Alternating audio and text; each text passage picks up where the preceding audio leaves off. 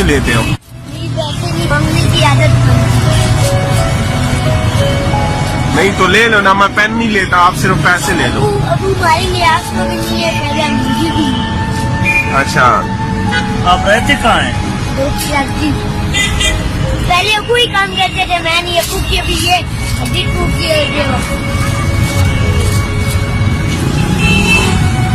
तो स्कूल वगैरह नहीं जाते?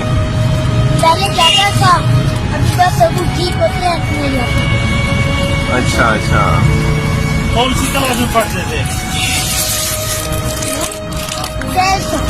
नाम क्या है तुम्हारा?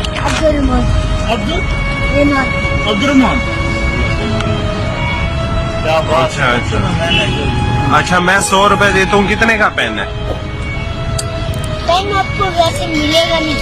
अच्छा, ये 140 रुपए की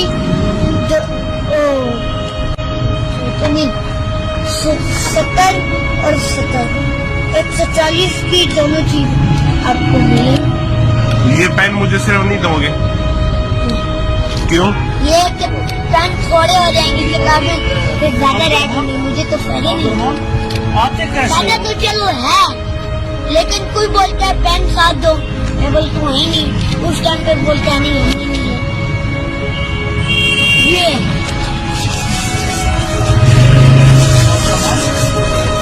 कैसे आप घर से दोस्त से उधर? पुराना सा बाइक रखा है, हैं? पुराना सा बाइक रखा है। तो कौन चलाते हैं?